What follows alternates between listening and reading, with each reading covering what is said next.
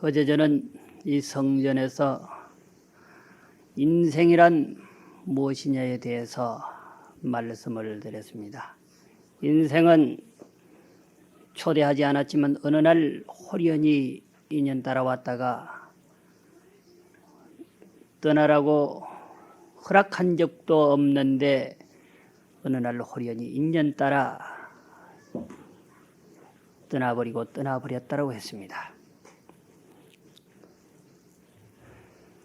따라서 이 몸 받아놨을 때 기도의 저축과 정진의 저축을 잘 하시라고 말씀을 드렸습니다.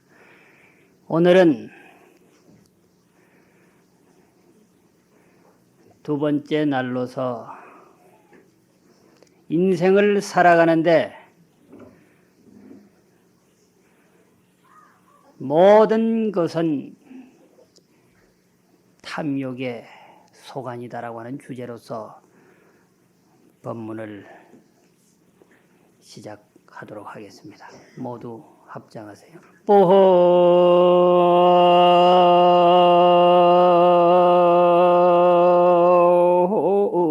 재불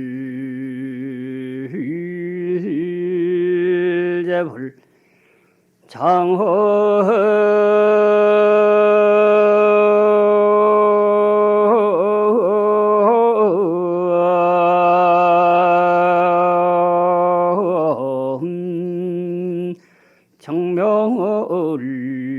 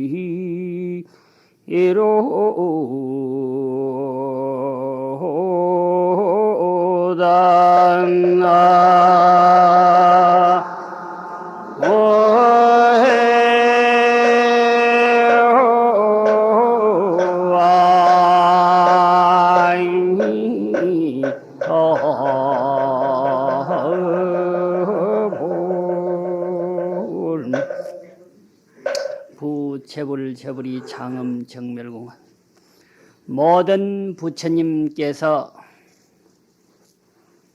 정멸의 세계에 논이는 것은 수없는 세월 동안에 욕심을 버리고 열심히 수행한 까닭이다라고 하는 내용입니다. 이 말씀은 저 유명한 원효 스님께서 하신 말씀입니다. 모든 부처님께서 정멸궁을 창험했다. 이 정멸궁이라고 하는 것은 정토중에서는 극락세계라고 합니다. 고요한 세계에 젖어들었다. 우리는 한순간에는 고요한 세계에 젖어들 수 있는데 부처님과 보살님처럼 영원히 고요한 세계에 젖어들지는 않아요. 그래서 모든 부처님은 과거에 그리고 현재의 모든 부처님께서는 영원히 고요한 세계에 들어갔다. 그러면 고요한 세계에 들어갔으면 죽은 거냐 이 말이에요? 삶이 완전히 청산된 거냐? 아니거든요. 살아있는 그 자체로 고요한 세계에 들어간 거예요.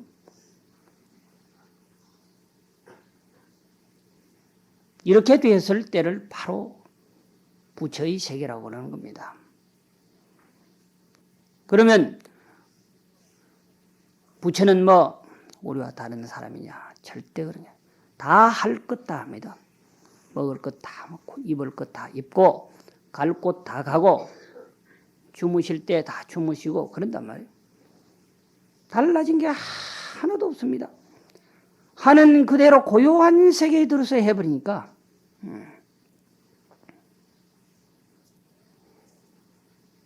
그런데 모든 부처님이 이 고요의 세계에서 논의하는 것은 하루아침에 이루어진 것이냐? 그게 아니단 말이에요. 우리는 너무 빨리 결과를 보려고 합니다. 일주일 동안 기도해놓고 엄청난 결과를 바라고 있습니다. 어떻게 보면 이게 폭리라.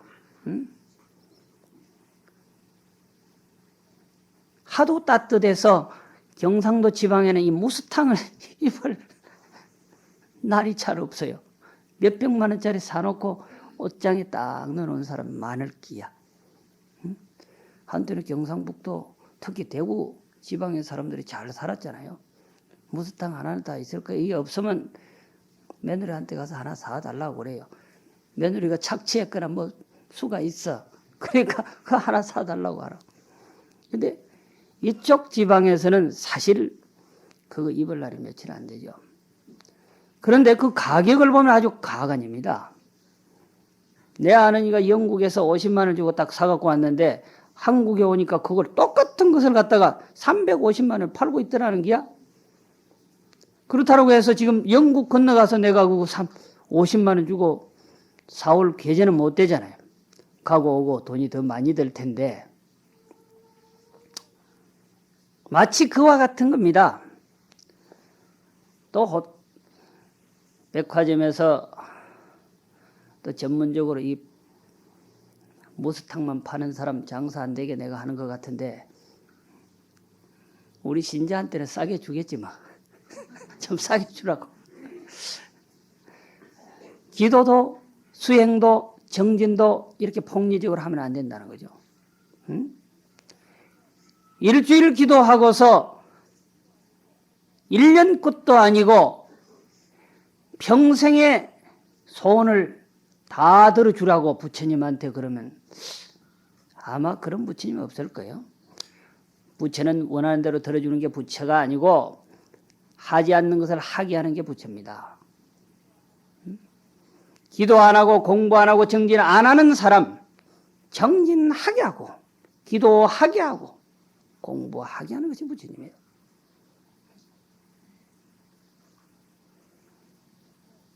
그러니까 폭리적으로 기도하고 수행하고 정진하면 안 된다. 부처가 된 것은 우리들처럼 일주일 기도를 통해서 된 게 아니다. 금생에 와서만도 무려 6년이라고 하는 장관 세월도록 한 잠도 자지 않고 고행을 했어요. 금생에 와서만도 그랬는데 과거사를 따져보면 엄청납니다. 다급이라고 하는 것은 헤아릴 수 없는 시간을 가리키는 거예요. 수없는 세월 동안에 탐욕을 버리고 열심히 수행을 한 까닭이다.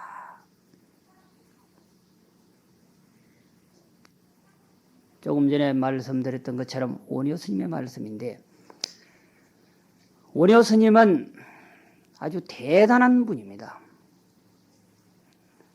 우리나라에서는 원효 스님을 모르시는 분들이 많이 있을지 모르지만은 일본에서 중국에서는 원효 스님을 모르면은 사입이라고 그래요. 응? 근데 지금은 일본에서 원효 스님이 대단한데 원효 스님이 살아 계실 당시에는 중국에서 더 유명했어요.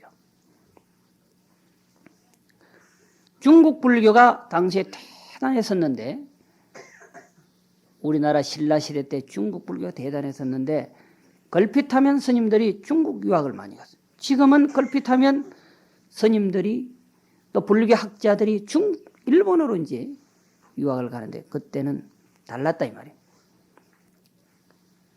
그래서 원효 스님 하면 의상 스님 떠올리지 않을 수가 없단 말이에요. 그 원효 스님하고 의상 스님이 중국으로 유학을 가다가 요동벌판 혹은 그곳이 아니라고 하는 얘기도 있습니다만 학설이 조금씩 다르니까 하룻밤을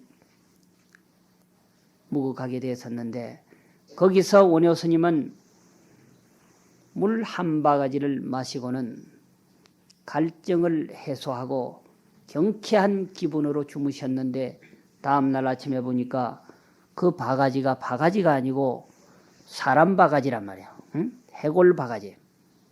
그걸 보고는 막 구토를 했잖아. 응? 참 많이 들었던 얘기인데 그래 다 토해버렸어. 어제 갈증이 났을 때에 그 상쾌함은 어디론가 사라지고 구토가 계속 올라오니까 이게 어떻게 된 일이냐. 마음은 하는데 이중적으로 갈래가 나는 거예요. 그래서 일체가 유심조라구나. 모든 것이 마음의 장난이구나. 그러니까 욕을 알았으면 그뿐이다 이게야. 중국으로 갈 필요가 없다. 그래서 나는 당나라 중국으로 유학을 가지 않겠노라. 그러니까 의상 스님만 다녀오십시오 하고 와버렸어요. 의상 스님 가고. 근데 의상 스님은 중국에 가서 아주 유학을 해서 큰 스님이 됐잖아요. 그리고 의상 스님이 돌아오실 즈음에 누가 한 사람이 따라왔는데 선묘라고 하는 이가 따라왔어요. 그랬죠?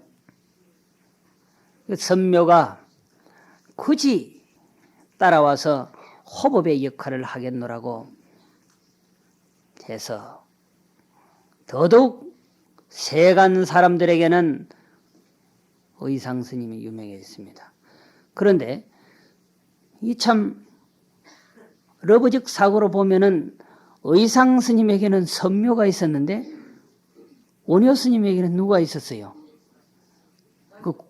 그거는 뭐 여럿이 알고 있네. 응? 그러니까 이게 아주 참 재미있단 말이에요. 원효 스님의 본래적 사상보다는 선묘와 의상이 그랬었지. 원효와 요습이 그랬었지. 이런 생각을 많이 해요. 어쨌든지 이 원효는 이랬던 저랬던 대단히 신라법을 뒤흔들어 놓은 사람입니다. 박학다식하고 수행력 뛰어나고 그 찰나에 멋진 이세를 하나 얻어보려고 계략과 계책 속에서 요속에 들어가서 아들을 하나 낳아버렸는데 그게 누굽니까? 설총이란 말이에요. 설총. 응? 대단하다. 설총이 무엇을 만들었느냐면 이두문자를 만들었어요. 요사이 속기법하고 비슷한데 이렇게 끄면은 이가 되고 이렇게 끄면은 가가 되고 요렇게 해서 요렇게 하면 우가 되고 그 밑에 요렇게 전역석자까지 하면 이거 다라. 로다. 응? 사욕고행 1호다. 응? 1호다 하면 그게 또 우자고 전역석자처럼 된 게 로다라. 그게 이제 한글처럼 되네. 새로운 문자를 하나 만들어내신 분이 설총입니다. 근데 이 원효 스님이 야단법석의 창시자입니다. 한국에서는. 전 세계적으로 야단법석의 창시자는 부처님이고 한국에서의 야단법석의 창시자는 원효 스님이에요. 중국에 와서 토굴의 원조자는 누구냐 하면은 달마대사. 토굴의 원조자가 달마대사. 야단법석의 창시자가 한국에서 원효 스님인데 이 원효 스님이 경상남도 기장점 가면은 척파남이라고 하는 암자가 하나 있어요. 본래 이게 척파남이 아니단 말이에요. 원효 스님이 공부하던 토굴이라 돌을 탁 닦고 있는데 중국 종남산 운제사라고 하는 곳에 1,000명의 대중이 모여서 정진을 하고 있어요. 근데 그때 종남산 운제사 근처에 엄청난 폭우가 쏟아졌어요. 폭우가 쏟아졌는데 대중은 그것도 모르고 돌을 닦고 앉아 있는 거예요. 하도 비가 많이 와가지고 뒷산이 무너져서 운제사를 덮칠 지경이 있은 거예요. 그때 원효 스님이 작 선정에 들어서 판때기 하나를 탁 집어 던진 거야. 응? 어떤 스님이 나와보니까 운제사 마당 가운데 허공을 쳐다보니까 뭐 판때기가 하나 빙빙 돌아가고 있거든. 그러니까 신기할 거 아니에요. 그러니까 이 얘기를 한 겁니다. 이상하다. 이 운제사 허공 속에 판때기가 하나 돌고 있다. 빙빙 돈다 이거야. 그러니까 대중들이 이상해서 다 나온 거라. 나온 찰나에 산이 왕창 무너져서 밀어버린 거야. 응?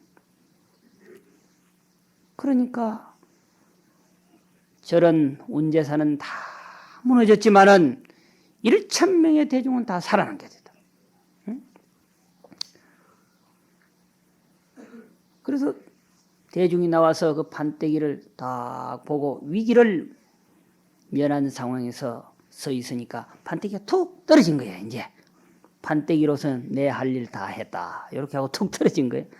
거기 보니까 뭐라고 써졌는지 압니까? 그 글씨가 해동원효 척판구중이라. 해동, 바다 동쪽, 우리나라를 해동이라 그래서 해동 대한민국 그러죠? 기도할 때도 바다 동쪽이라서 해동이라 그러는데, 해동 신라의 원효대사가 판때기 한 장을 운제사에 던져서 운제사 1,000명의 대중을 구제하노라 그렇게 써놨단 말이에요. 신기하잖아요. 그런 기장 장안사위에 가면 지금도 척판함이 있는데 그 기도하러 사람들이 참 많이 옵니다. 유명해요. 탁 던지고. 그때부터 그게 척판함이야.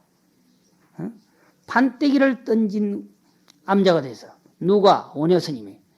누굴 위해서? 중국 종남산 운제사 1,000명의 대중을 위해서 말이야. 그러니까 종남산 운제사 대중 1,000명이 그 판때기가 날아온 신라로 와서 원효 스님의 제자가 되겠다는 거야. 응?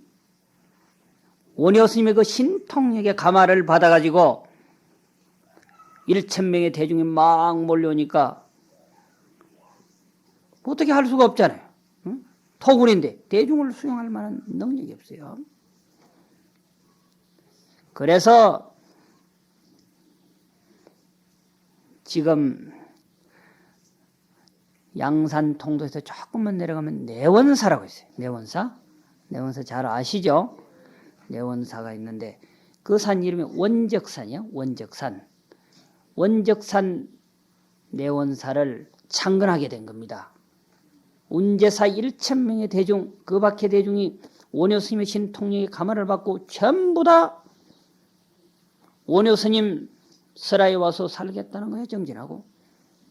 그리고 뭐 척판함 그 암자 갖고 되겠냐 이 말이야. 털을 잡은 것이 내원사 그 자리를 잡은 거예요. 원적산에. 그래서 그 내원사를 창건하고는 그 산 꼭대기 올라가서 매일같이 화엄법문을 설합니다. 원효 스님이. 원효 스님이 화엄의 대가 아니에요. 화엄하면은 원효 스님을 떠올리지 않으면 안 됩니다. 대단한 사람이에요. 소석가라고 해도 과언이 아니에요. 부처님은 석가모니지만은 원효 스님은 해동의 석가다. 또 소석가다. 작은 석가모니 부처님이다. 그래도 화엄벌. 그걸 화엄벌이라고 그러는데 지금도. 거기서 1,000명의 대중을 앉혀놓고 매일같이 화엄법문을 설하는 겁니다. 그런데 어느 날 그 1,000명의 대중이 화엄의 법문을 듣고 다 깨달아 버렸어. 부처님이 되어버렸단 말이에요. 견성을 해버렸단 말이에요. 그 화엄벌을 바로 야단법석이라고 하는 거예요. 허벌판 산꼭대기에 뭐 절이 있나 집이 있나 아무것도 없는 곳에 1,000명의 대중을 앉혀놓고 법문을 한 거예요. 다 깨달음었어. 그때부터 그걸 원적산이라 하지 않고 천성산이라 하는 거예요. 본래 이름은 원적산인데 1,000명의 대중이 원효 스님의 화엄법문을 듣고 다 깨달았다고 해서 천성산이라. 일천천자 성인성자. 또 그 당시에 화엄법회를 조역했던 12명의 대중이 있어요. 그러니까 허드렛 일을 한 12명의 대중이 있었는데 그 12명 가운데 8명이 어디를 갔느냐 하면 여기 팔로공산 동화사로. 왜 8인지 알아? 8. 12명 가운데 8명이 말이에요. 동화사로 득 와가지고 돌을 깨쳐버려서. 그래서 그때부터 팔공산이에요. 팔공산. 그리고 12명 가운데 4명이 어디로 갔느냐 하면은 저기 문경 가면은 대성사라고 있어요. 대성사. 그 4명이 거기 가서 돌을 딱 깨쳐버려서 그때부터 사불산이라 그래. 넉사자 붙여불자.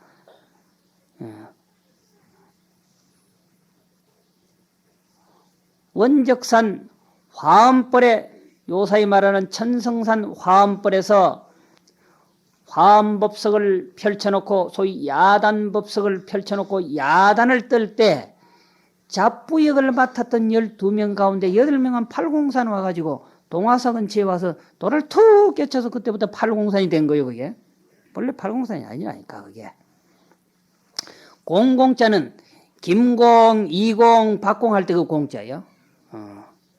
그래서 8명의 김공, 이공, 박, 나 성씨는 잘 모르겠어. 그 8명의 이신지 뭐 박신지. 그 박씨 하나는 안 있겠어. 이씨 하나도 있을 테고, 김씨 하나도 있을 테고. 한국 사람의 성이라고 하는 게 뭐 이씨 아니면 김씨, 박씨 그렇다고 하잖아요. 남산에 올라가서 돌을 탁 하나 던지면은 그러면 눈 감고 얘기해도 안 나네. 김씨 아니면 박씨 집에 떨어졌다고. 그렇다는 거예요. 그 정도는 많단 말이지. 그 8명 가운데 김공, 이공, 박공은 필히 있으리라고 믿고 4명은 문경 대성사 근처에 가서 다 깨쳤다 해서 대성사산이 사불산이라. 넉사자 부철부처. 자벽일을 담당하던 사람도 깨쳐버렸다. 이 야단법석의 창시자가 바로 원효 스님이다. 그래서 원효 스님의 말씀에 모든 부처님이 정멸공을 장엄했다. 부처가 아니면 정멸공을 장엄할 수 없다. 부처를 뭐라고 그럽니까? 부처님은 10가지 이름을 가졌다고 그랬어요. 열애라고 하고 응공이라고 한다. 열애는 뭐냐? 법엿이 자연스럽게 왔다 이 말이 열애입니다. 잘 오셨다. 그럼 우리도 여기 잘 와야지 잘못 오면 사고 나는 거예요. 잘 왔다 이 말. 열애라고 하는 말이 참 좋은 말이에요. 여거 잘 가셨다. 그래서 응공은 깨달음을 얻어서 모든 중생으로부터 공양을 받을 만하단 말이야. 그 다음에 정변지 똑바로 잘 아셨다. 모르는 게 없다. 명행족이라고 하는 것은 숙명통, 천안통, 류진통을 얻어서 과거의 모든 일도 다 알아버리고 천리만리에 있는 사실도 다 알아버린다. 번뇌의 모든 물결이 잠을 잔 그런 세계도 체득을 해서 모르는 게 없다. 그럼 명행족이라고 해요. 그 다음에는 선설아, 서거하셨다. 대통령이 죽으면 서거했다 그래요. 근데 스님들이 죽으면 서거했다 안 해. 인멸하셨다. 입적하셨다. 그 정멸의 세계에 들어갔단 말이에요. 여기가 부처가 됐다라고 하는 말은 살아있는 채로 번뇌의 도적을 모두 다 죽여버린 상태 정멸의 세계에 들어간 것인데, 스님들이 돌아가시고 나서 인멸하셨다, 입적하셨다라고 하는 것은 삶의 모든 부위를 다 청산했단 말이에요. 삶의 모든 동작이 끝났다. 그러니까 고요한 세계에 들어가 버렸다, 영원히. 그래서 선서라고 하는 것은 잘 가셨다라고 하는 말이에요. 선서. 해인사에 관산이라고 하는 스님이 있었는데, 이 스님이 88 되시는 해에 어느 날 턱 나오더니 대중들한테 이랬어요. 내가 갈 데가 있다. 스님, 저희들이 모시고 가겠습니다. 아니, 나 혼자 가야 된다. 응? 혼자 가야 잘 가겠다 이 말이야. 선서가 되겠다 이 말이야. 그래서 따라가지는 못하고 먼발치서 계속 어디를 가시나 유심히 봤더니 화장장으로 딱 가는 거야. 화장장으로 딱 간단 말이야. 그러니까 대중들이 좀 놀랄 거 아니에요. 뭐 좋은 것도 아니고 화장막으로 간단 말이에요. 그랬더니 보고는 안 되겠다 싶어서 한 스님 따라가서 스님, 거기는 스님 가실 곳이 아닙니다. 화장막이지 않습니까?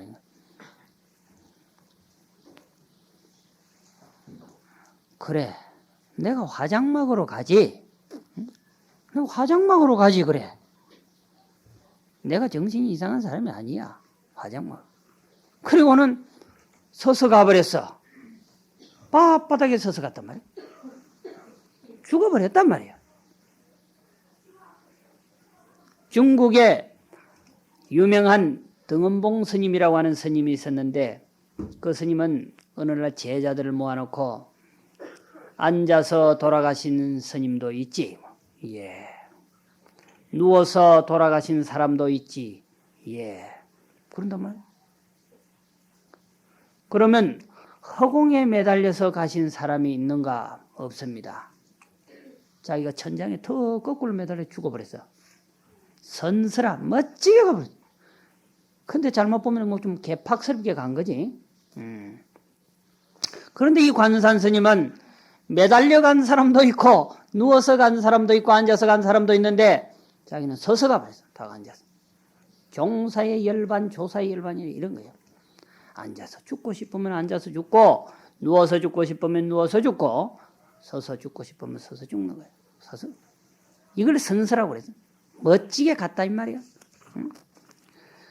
그 다음에 세간해로 세상의 모든 것을 모르는 게 없다. 무상사, 그보다 더 위대한 존재는 없다. 조사, 모든 것을 조복받고 제어한 대장부단 말. 천인사 인천의 서성이 된다.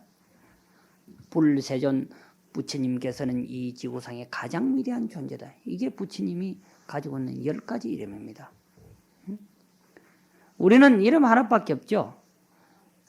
누가 지어주기를 기다리지 말고 하나씩 지으세요. 자호, 그걸 자호라 그래.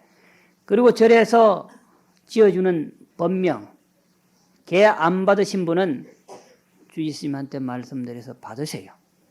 뭐 해인사같이 큰 보살 계단을 설치해서 설하는 곳에 가서 받지 않아도 됩니다.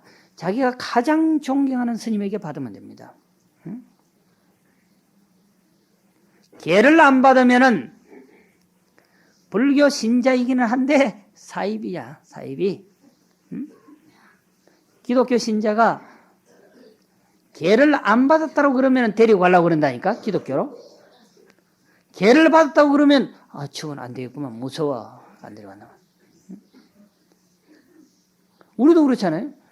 세례 받았습니까? 영세 받았습니까? 하면 친구 따라와서도 말이야, 그냥 봐줘야 되는 거야. 교회 다니고 성당에 다니는데 친구 따라 절이 좋아서 오는 사람이 있단 말이야. 먼저 물어봐. 세례를 받았어요? 영세를 받았어요? 안 받았다. 개종을 시켜도 되겠구만. 응? 제가 1년에 8명을 기독교 캐톨릭 신자를 개종을 시켜본 경험이 있습니다. 이것은 불교 신자 1000명, 2000명 앉혀놓고 법문을 해서 깨닫게 하는 것보다 더 위대한 일이라고 하면 위대한 일이에요. 우연히 그런 사람만 오는 거예요. 그 중에 2사람을 예를 들어서 얘기하면 누나가 나인데 귀의를 해서 절에 다니니까 그놈의 동생이 기독교 당시 이제 학생회 회장까지 하던 놈인데 동생이 누나가 왜 알 수 없는 말에게 끌려서 가느냐 이거야.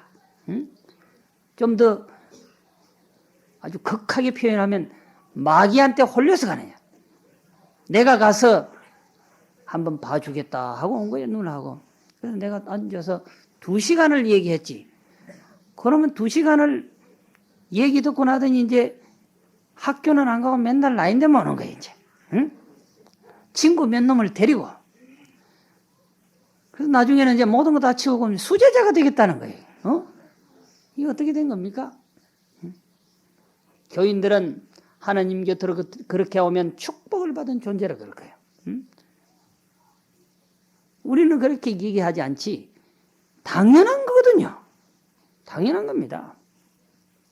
그리고 한 분의 캐톨릭 신자는 지금도 열심히 다니고 있어요. 그놈도 마찬가지고 열심히 다니는데 이름도 안젤라더만 안젤라. 그 사람들은 그렇잖아요. 서텔라 이러면서 뭐 차 이름을 막 소나타 이러면서 그 성당에 다니는 사람들고 이름 보면 좀 재미있어요. 국산품은 별로 안 좋아해. 그 사람들은 이름을 써도 전부 다 외산이야. 그냥 안젤라더라고 뭐. 안젤라 얼음은 보면 또 본젤라 또 뭐 이런 거 되잖아. 근데 안젤라 근데 그 이제 절에 다니면서 법명도 받고 지금도 아주 열심히 다니고 있어요. 벌써 한 10년 됐어요. 네. 그러니까 불교의 귀의를 해서 기도하고 정진하고 또 현실적으로도 굉장히 큰 효과가 있네. 사업도 잘 되고, 뭐 현실적으로 보여줘야 뭐 잘 되긴 잘 되는 거야. 아무리 열심히 다니도 뭐 보여주는 게 없으면 부처님 영험 없구만. 그런데 자기가 잘못해서 소리는 안 하거든. 아까 얘기했잖아. 폭리적으로 기도를 하지 말란 말이야. 일주일 내놓고 1년껏 평생 것을 원하면 줍니까? 부처가 그렇게 어리석은 사람이 아니다 이 말이야. 생활해야 돼. 몇천 명 교화를 하는 것보다도 그런 사람 몇몇 교화를 하면은 더더욱 큰 교화라고 말씀을 드릴 수가 있을 겁니다.